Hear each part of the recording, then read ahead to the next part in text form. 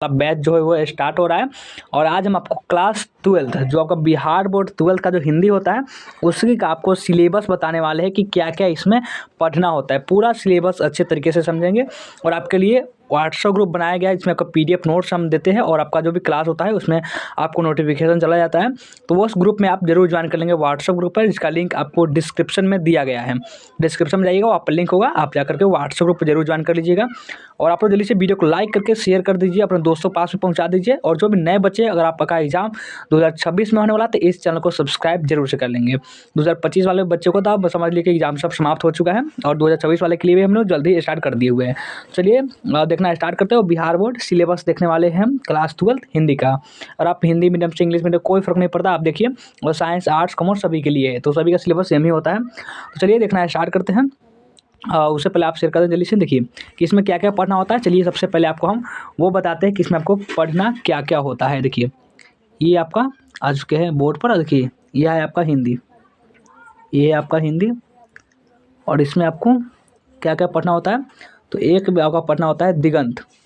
क्या इसमें आप होगा दिगंत, जो आपका बुक होगा दिगंत, वो आपको पढ़ना होता है दिगंत। और दूसरा क्या पढ़ना होता है, और दूसरा आपका पढ़ना होता है ये प्रतिपूर्ति। एक होता है प्रतिपूर्ति, जो आपको जो दिगंत बुक होगा ना उसमें लास्ट में दिया होगा आपको प्रतिपूर्ति जो आपको लास्ट में दिया होगा।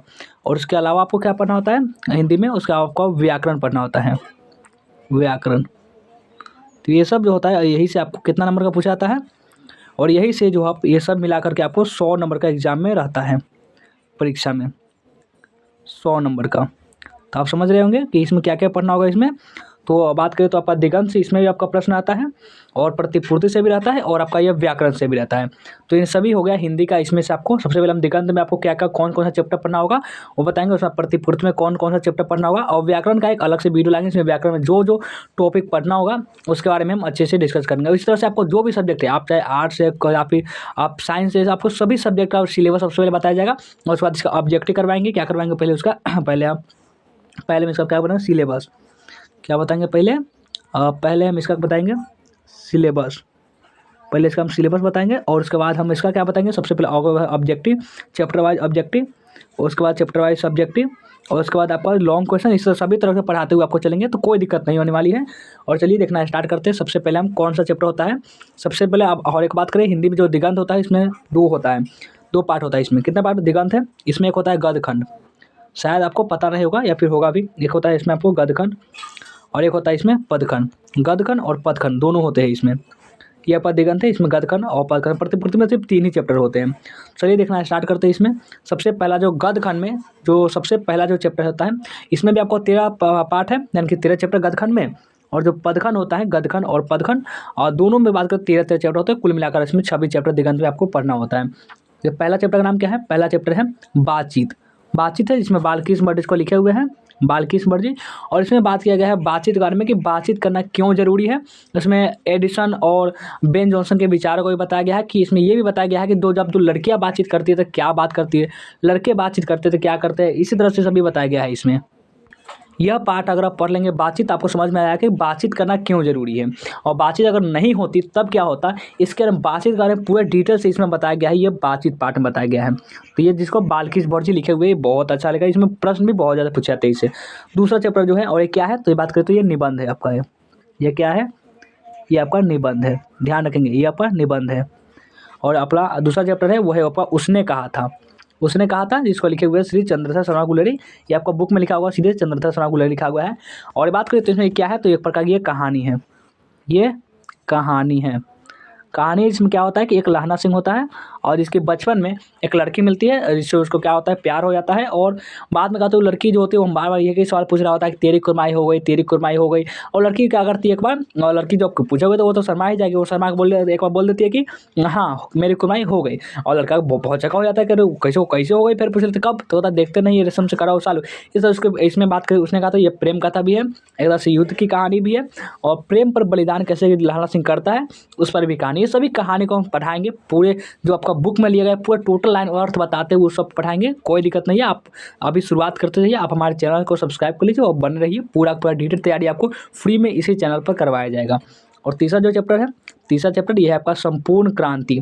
नाम से स्टार्ट होगा संपूर्ण क्रांति, जो एक क्या है तो एक भाषण है जिसको जयप्रकाश नारायण जी दिए होते हैं। कहाँ दिए होते हैं तो ये पटना के गांधी मैदान में दिए होते हैं। संपूर्ण क्रांति क्या है तो ये एक प्रकार ये भाषण है, याद रखना, बोलना बिल्कुल नहीं है।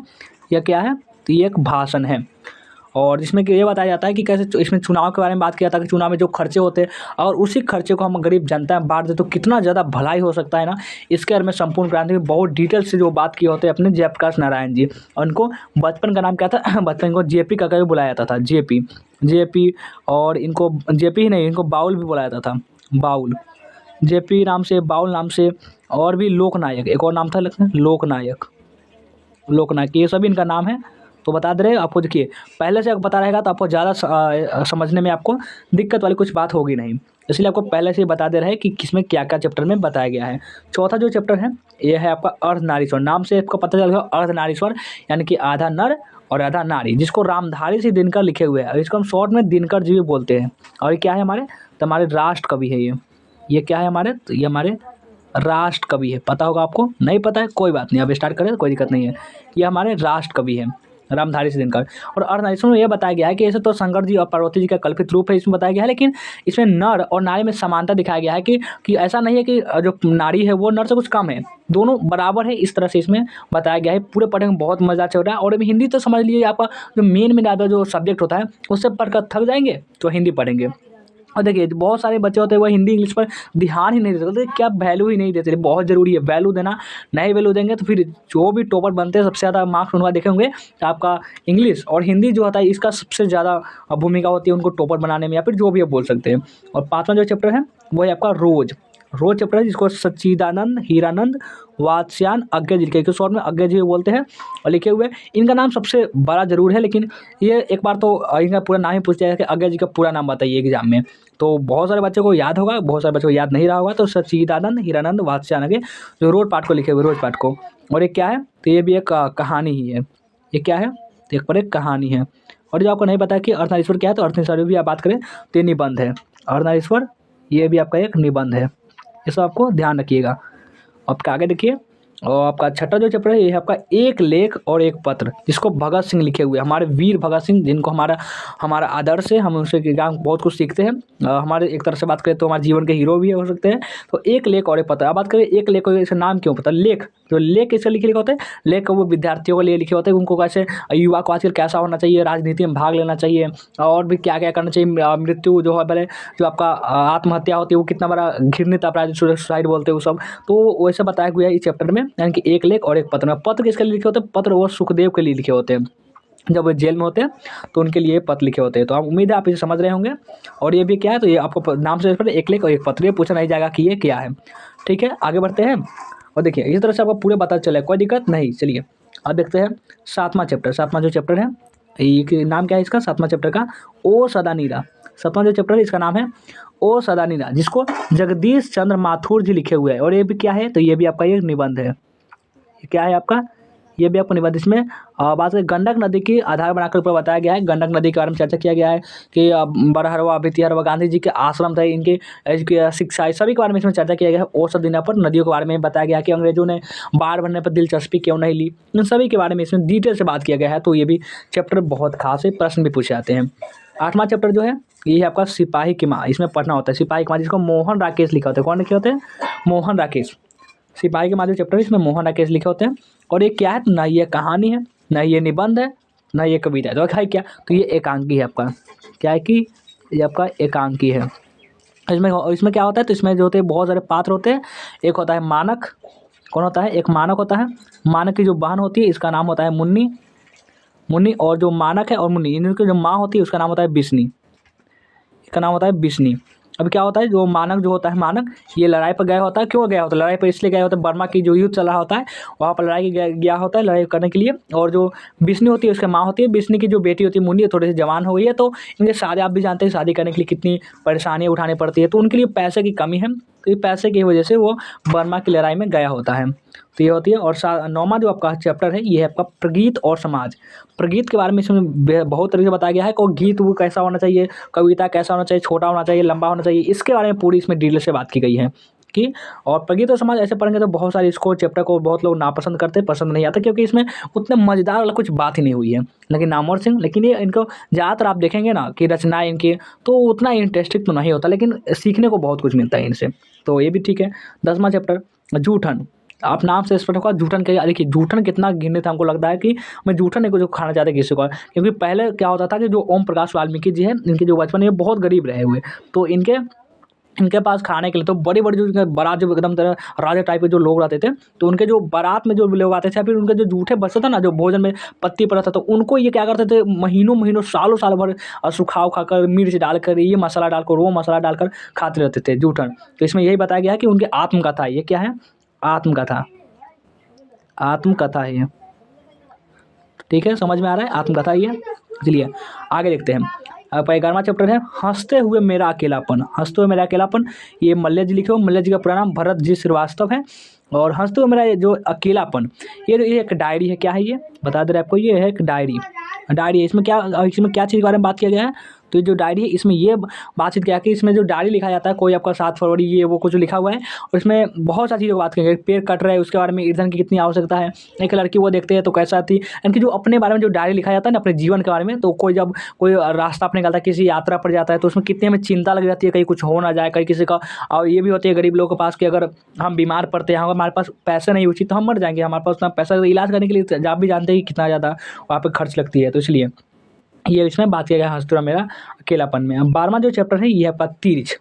तिरछ की बात करते हैं। बेसिकली तिरछ होता क्या है, तो तिरछ एक तरह से माने तो सांप की तरह का जहरीला होता है, जो कि अगर उसे नज़र मिला लिया जाए तो आप चाहे पूरे पृथ्वी के भी चक्कर लगा देंगे तो वो आपको काट कर ही छोड़ेगा, और जब वो काट लिया तो बचना समझ लिए कि इम्पॉसिबल, नामुमकिन होता है, जिसको उदय प्रकाश लिखे होते हैं। ठीक है, ओम प्रकाश, उदय प्रकाश, कन्फ्यूज नहीं होना है। तो देखिए इस बात की, तो इसमें जो होता है एक पिताजी के बारे में पूरे ये आपका रचना किया गया है तिरछ का। और एक बात करते तो ये भी एक कहानी ही है। क्या है, तो ये आपका कहानी ही है। आगे देखते हैं शिक्षा पाठ, जिसको जे कृष्णमूर्ति जी लिखे हुए। शिक्षा पाठ कौन लिखे हुए, शिक्षा पाठ को लिखे हुए जे कृष्णमूर्ति जी। इनको जिद्दू कृष्णमूर्ति भी कहा जाता था। और एक बात करते हैं संभाषण है, संभाषण निबंध बोल सकते हैं, ये सब है शिक्षा पाठ। शिक्षा पाठ, इसमें शिक्षा के बारे में आप जानते हैं, नाम ही से स्पष्ट है, इसमें पूरी बात है शिक्षा के बारे में की गई है। ठीक है, आपका ये जो था गदखंड, क्या था ये, आप ये समझ चुके हैं, ये था आपका गदखंड। तो आपका गदखंड आप समझ चुके हैं। अब चलिए पदखंड को हम देखते हैं, उसके बाद प्रतिपूर्ति का भी समझेंगे, ऐसा नहीं प्रतिपूर्ति नहीं समझेंगे, प्रतिपूर्ति भी समझेंगे हम लोग। और चलिए इसको पहले डिटेल से समझते हैं। यह क्या, ये देखिए पदखंड लिख दिए हुए यहाँ पे, आसानी होगा आपको। पदखंड है पहला, पदखंड का जो पहला चैप्टर है ये है आपका करबक, जिसको मलिक मोहम्मद जायसी जी इसको लिखे होते हैं। और इसमें क्या चीज़ के बारे में बात की होती है, इसमें आप बोलते हैं कि मेरा जो एक ही आँख है, मेरा एक कान है और एक ही आँख है, लेकिन ये जो है ना बाकी लोगों से मेरा आँख वो चीज़ देखता है ना जो बाकी लोग नहीं देख पाते, यानी कि बहुत दिव्य दृष्टि के बारे में इसे बात करते हैं। और ये बात करते हैं एक आईना, एक आँख है जो आईना के समान है, इसमें जैसी चाहे वैसी सूरत देख लेना, ऐसा प्रकार से बात करते हैं। तो एक प्रकार सब कविता में आता है पदखंड। तो ये भी बहुत ज़्यादा छोटा ही होता है, लेकिन प्रश्न बहुत पूछते हैं। देखिए कहाँ आप जो कविता है, एक भी कविता आपको उठपटांग नहीं, हाँ 1-2 लग सकते, तुमुल कलाल कलम, ये सब 1 ही 2 लगे, लेकिन बहुत सारे इंटरेस्टिंग है। इसमें छत्रपति शिवाजी के बारे में बात किया गया है, तो ये इस चैप्टर नहीं है, वो अगले चैप्टर में है। और दूसरा जो है ये पद है सूरदास जी का, और सूरदास जी जो है इसमें कृष्ण के बारे में बात करते हैं। किसके बारे में बात करते हैं, कृष्ण जी के बारे में बात करते हैं कि जो कृष्ण जी के है तो उनके वो भक्त है। तो बता रहे हैं कि एक में इसमें 2 पंक्ति है, कितने 2 पंक्ति है इसमें, जो क्या एक है जो इसमें जो बाल कृष्ण जो है वो भोजन कर रहे हैं, उसके बारे में बताया गया है कि वो कैसे बाल है, कैसे उठा रहे हैं, कैसे खा रहे हैं, बहुत सारे धरती पर कुछ गिर जा रहा है, तो इसके बारे में पूरी बात की है। और एक में जो बाल कृष्ण सोए हुए हैं तो उनको उदाहरण दे रहा है कि कमल के फूल खिल गए हैं, बछड़े दौड़ रहे हैं, इस तरह से उनको क्या विभिन्न उपमाएं देकर बता रहे हैं कि आप सवेरा हो गया, सवेरा होने का संकेत दिया जा रहा है कृष्ण को उठाने के लिए। और तीसरा ये पद जो है ये तुलसीदास का पद है। किनका है, तुलसीदास का पद। इसमें क्या क्या होता है, तुलसीदास का जो पद है इसमें जो बताया जाता है कि जो राम जी जो है और सीता जी के बारे में से बात किया गया कि वो तुलसीदास है, वो सीता जी से कुछ बात कर रहे हैं कि हमारे जो प्रभु है उनसे आप बात हमारे पहुंचा दीजिए। वह डर रहे कि हम अगर राम जी से को हमारी बात मानेंगे, हो सकता है वो इनकार कर दें। लेकिन ऐसा देखा गया है कि जो भी पुरुष होते हैं उनके जो उनके संबंधित होते हैं, जिनसे वो ज़्यादा प्यार करते हैं, उनसे अगर हम कुछ बात कहते हैं तो वो अपने तरीके से समझा कर उसको बात मनवा लेती है, तो हमारा जो काम होता है वो बन जाता है। तो ये होता है पद जो तुलसीदास लिखे हुए। चौथा चैप्टर है ये है छप्पय, इसमें नाभादास होते हैं। इसमें किसके बारे में बात किया होता है, इसमें कबीर और सूरदास के बारे में बात किया होता है। 2 पंक्ति होती है, एक कबीर दास के बारे में लिखा गया है और एक सूरदास के बारे में। ठीक है, अगला 5वां जो आपका कवित है, कवित ये आपका भूषण इसको लिखे हुए हैं। और कवि तो इसमें किसके बारे में बात करते हैं, इसमें छत्रपति शिवाजी, शिवाजी जो कि हिस्ट्री वाले बच्चे बहुत जानते होंगे शिवाजी को, और शिवाजी। और इसमें एक होता है छत्रसाल, दूसरा कौन, दूसरा है आपका छत्रसाल, छत्रसाल इसके बारे में पूरी बात की गई होती है इसमें, कि इसमें जो छत्रसाल की जो तलवार, जब तलवार निकलती है नागिन की तरह गर्दन में लपेटती है और कैसे वार करती है ना, उसके बारे में बात किया गया। शिवाजी के शौर्य के बारे में बात किया गया। शिवाजी की तुलना बाघ से की गई है, इंद्र से की गई है, परशुराम से की गई है, सारे देवों से की गई है, कि सभी के गुण जो है वो शिवाजी में विराजमान है, इस प्रकार बताया गया है। तो ये आपका छठा चैप्टर है तुमुल कोलाहल कला में। तुमुल कोलाहल कला में जिसको जयशंकर प्रसाद लिखे होते हैं, उसमें यह बताया जाता है तुमुल कोलाहल कला में कि जब भी कोई बहुत परेशानी होती है, मान लीजिए कोई बहुत डीजे बजा रहा है, कोई बहुत हल्ला कर रहा है, कोई यहाँ पे झगड़ा हो रहा है, गांव में आप देखते हैं बहुत सारे झगड़ा होते रहते हैं कि वो तो गाली गलौज कर रहा है, वो 2 गाली दिया, वो 10 गाली दिया, फिर वहाँ पे 10 गाली दिया तो 100 गाली दिया, गाली गलौज होता रहता है। तो उस समय में जो दिल की बात होती है, बहुत ज़रूरी बातें होती है, जो हमें किसी अपने इमोशंस होते हैं, भावना होते हैं, दूसरे के सामने हमने कुछ बातें करनी होती है, तो उसको करने में कितनी परेशानियाँ होती है ना, तुमुल कोलाहल कला में इससे बेहतर आपको कोई चैप्टर में सिखा ही नहीं सकता। इसके बारे में नाम से स्पष्ट है, तुमुल कोलाहल कला में, यानी कि कितना कोलाहल जो हो रहा है, इसका बारे में बात किया होता है जयशंकर प्रसाद जी। बहुत अच्छा है, इससे भी प्रश्न आते हैं। आगे आते हैं, अगला चैप्टर जो है वो 7वां है। 7वां चैप्टर है कि पुत्र वियोग। पुत्र वियोग जिसको सुभद्रा कुमारी चौहान जी लिखे होते हैं। पुत्र वियोग, इसमें पुत्र के बारे में बताया गया है कि माँ जो है पुत्र के लिए कितना कुछ सहती है, कितना कुछ कष्ट रहती है, कितना उनके लिए क्या क्या करती है, ज़्यादातर उसमें बताया गया है। पुत्र वियोग आपका नाम से स्पष्ट है, पुत्र वियोग यानी कि पुत्र में वियोग। सुभद्रा कुमारी चौहान जी, इनका क्या होता है, एक पुत्र होता है जो कि उनके असमय मृत्यु हो जाता है छोटे में। और ये भी इसमें बताया जाता है कि सुभद्रा कुमारी चौहान जी जो है अपने पुत्र से बाकी माए से अधिक स्नेह करती है, और वो उनके लिए खिलौना समान है, जिनसे वो, जैसे बच्चे को जो क्या होता है खिलौना बहुत प्रिय होता है, उनसे अगर खिलौना छीने तो वो खाना पीना पानी सब कुछ छोड़ सकते हैं, लेकिन वो खिलौना से खिलना नहीं छोड़ सकते। उसी प्रकार से पुत्र वियोग में सुभद्रा कुमारी चौहान जी वो बताते हैं कि मेरा पुत्र भी मेरे लिए खिलौना समान था। उस हमने मन्नतें मांगी, कितने माता को पत्थर को भगवान बनाया, उनके लिए पूजा की कि कुछ हो ना जाए, कितने मन्नतें मांगी तब एक पुत्र प्राप्ति हो, वो भी असमय उसका मृत्यु हो गया। तो इस प्रकार से पुत्र वियोग में बताया गया है कि सुभद्रा कुमारी चौहान जी इसमें ऐसा रोड़ता है, वो बल्कि पूरे संसार जो खुशियाँ मना रही, लेकिन मेरे लिए तो मेरा पुत्र ही सब कुछ था, मैं तो दुखी में ही रहूँगी, इसमें बताया गया है पुत्र वियोग में। बहुत अच्छा, इसे आप पढ़ेंगे तो आपको जरूर, अगर आप अच्छे विद्यार्थी हैं, अगर आपको सही में पढ़ने वाले हैं, तो इसमें आपको आंसू जरूर गिर जाएगा इसमें आपको पढ़ते पढ़ते। और 8वां जो है ये आपका ऊषा चैप्टर है। ऊषा, अब बात करते हैं ऊषा क्या होता है। तो ऊषा मतलब होता है जो कि जो सुबह हो रही होती है, यानी कि ऐसा नहीं जब सुबह भी नहीं हुआ होता है और रात में नहीं होता है, एक तरह से ऊषा काल, जबकि सूरज की जो हल्की हल्की देखते हैं ना आकाश होता है, में से लाल लाल थोड़ा सा आ रहा होता है, उसमें सूरज दिख नहीं रहा होता है, यानी कि वो दिखने का संकेत मिल रहा होता है। तो उस समय को जब रात्रि जा रही होती है और सवेरा आ रहा होता है, तो उस बीच का जो काल होता है ना, उसी को हम ऊषा काल बोलते हैं। और इसमें शॉर्ट में ऊषा लिखा गया है। बहुत सारे बच्चे इसका मतलब नहीं जानते होंगे, आज जान लिए, बहुत अच्छी बात है। देखिए शमशेर बहादुर सिंह इसको लिखे हुए हैं। 9वां चैप्टर है जन जन का चेहरा है, यानी कि सभी जो है उनके चेहरा के बारे में बात किया जाए, जो गजानन माँ को मुक्ति बोध इसमें बात किए होते हैं जन जन का चेहरा है के बारे में। और 10वां चैप्टर है ये आपका है अधिनायक। और नाम से अधिनायक यानी अधिनायक एक तरह से दबंग टाइप के लोग, यानी कि और नेता वगैरह ऐसे बोल सकते हैं। तो रघुवीर शाह इसमें लिखे हुए हैं कि अधिनायक, जिसमें राष्ट्रगान जो एक बच्चा होता है हर्षना नाम का शायद, तो वो क्या होता है राष्ट्रगान दोहरा रहा होता है, राष्ट्रगान जो गीत जन गण मन अधिनायक जय, ये सब क्या होता है इसमें गा रहा होता है बिना मन से। और बाकी जो अमीर अमीर लोग उनको पास टाइम ही नहीं है कि वो जन गण मन भी ठीक से बोल सके, या फिर उनकी तरफ सैल्यूट भी कर सके। इसमें वो तो बताया गया है कि वो सब दबंग टाइप के लोग हैं, वो गरीब जनता को समझते ही नहीं, इस प्रकार से बताया जाता है। तो अधिनायक यानी कि रघुवीर शाह जी लिखे हुए, और बहुत अच्छा एक तरह से कविता है। इससे भी लगभग बात करें तो 2 नंबर के तो कम से कम पूछ ही लिए जाते हैं प्रश्न। और 11वां जो चैप्टर है इसका नाम है प्यारे नन्हे बेटे को। देखिए इसमें बेटे को आधारित 2 चैप्टर है, पुत्र वियोग और आपका जो प्यारे नन्हे बेटे को। इसमें क्या होता है कि बिटिया होती है, इसमें जो माँ और पिता दोनों उसको अलग अलग बताते हैं कि लोहा कहाँ कहाँ है। एक तरह होती है पिता जो होते हैं वो बाहर की चीज़ें बताते हैं, कुदाली खुरपी ये सब बारे में, कि देखो ये जो बेटा है इसको लोहा बोलते हैं। और माँ क्या करती है, माँ जो घर की अंदर की जो सामान होती है उसको बता रही होती है कि बेटा देखो करछुल हो गया, जो दरवाज़ा होता है इसमें जो सिकरी जो लगी होती है उसको बताते हैं कि ये भी लोहा है। तो ये विनोद कुमार शुक्ल जी इसको लिखे हुए बहुत अच्छे आप एक तरह से राइटर हैं। और 12 जो चैप्टर है 12वां ये हार जीत, नाम से स्पष्ट है कि हार या फिर जीत ये तो सभी को होती है। तो ये अशोकवाच पे इसमें लिखे गए हैं। और इसमें यह बताया गया था कि एक मशक वाला होता है जो सड़क सींच रहा होता है, और जो एक सेना जो होती है वो लड़ाई पर गई होती है, और वहाँ से जो आती है, मान के चलिए आपका 4 लोग गए हुए लड़ाई पर, और 4 लोग को ही नहीं पता हुआ कि हम लड़ाई पर गए हुए थे, हमारे पास साथ क्या हुआ, हम जीते, हम शत्रु सेना को परास्त किए या फिर खुद परास्त हो गए, वो 4 ही लोग जानते। तो वो जब आएंगे और हमें बताएंगे तभी तो हम लोग जानेंगे कि हार जीत में क्या हुआ, हम हारे या फिर जीते। लेकिन ये पागल जनता क्या करा कि वो सीधे पता ही नहीं कुछ कि हारा के जीता, वो कह दिया हार गए। तो मैं हार तो नहीं बोल सकते क्योंकि कौन अपने बेइज्जती को बर्दाश्त करेगा, वो कहेगा जीत गए, और सब जश्न मना रहे, पता ही नहीं कि हारे या जीते। इस प्रकार से मशक वाला इसमें बताया जा रहा है। 13वां जो चैप्टर है यह है गाँव का घर। गाँव का घर यानी कि जो गाँव के पुराने जो पंच परमेश्वर जो होते हैं, जो पंच होते हैं, जो कोई पंचायत करते थे कि और किसी को समस्या होती थी तो एक जगह बैठते थे, उसका निदान करते थे। तो इस ज्ञानेंद्र गाँव के बारे में जो पहले क्या चक्की थी अब नहीं है, सर का जो प्रकाश से बुलवा सर, ये सब कुछ बारे में बताया गया है गाँव के घर जो आपका चैप्टर है इसमें। तो ये था क्लास 12 हिंदी का सिलेबस। और इसमें तो क्या था, ये आपका था आपका दिगंत, दिगंत बुक का था, ये था आपका दिगंत भाग 2। अब चलिए आप प्रतिपूर्ति को समझते हैं। हमने बुक तो समझ लिया, आप प्रतिपूर्ति देखते हैं कि प्रतिपूर्ति में क्या क्या आपको पढ़ना होता है। चलिए आ जाइए, प्रतिपूर्ति को आप समझने के लिए तैयार हो जाइए। ये आपका प्रतिपूर्ति लिख कर आपको समझाते हैं। प्रतिपूर्ति, इसमें कितने चैप्टर होते हैं? प्रतिपूर्ति में आपको 3 चैप्टर होते हैं, 3 चैप्टर। और 3 चैप्टर कौन कौन से होते हैं चलिए बताते हैं। पहला जो चैप्टर होता है इसका नाम होता है, पहला चैप्टर इसका नाम होता है आपका रस्सी का टुकड़ा। रस्सी का टुकड़ा, रस्सी का टुकड़ा एक पहला चैप्टर है। इसके बारे में बताएंगे आपको कि इसका कहानी क्या होता है। रस्सी का टुकड़ा। तो दूसरा चैप्टर, जो आपका दूसरा चैप्टर होता है इसका नाम होता है क्लर्क की मौत। क्लर्क की मौत। और उसके आपका अगला चैप्टर है और तीसरा चैप्टर, उसका नाम क्या होता है? तो जो आपका तीसरा चैप्टर होता है इसका नाम होता है पेशगी। तीसरा चैप्टर क्या नाम होता है? तीसरा चैप्टर का नाम होता है पेशगी। इसमें बात क्या की होती है चलिए इसके बारे में बात करते हैं। तो ये 3 चैप्टर है। प्रतिपूर्ति में मात्र आपको ये 3 ही चैप्टर पढ़नी होती है, 3 ही चैप्टर।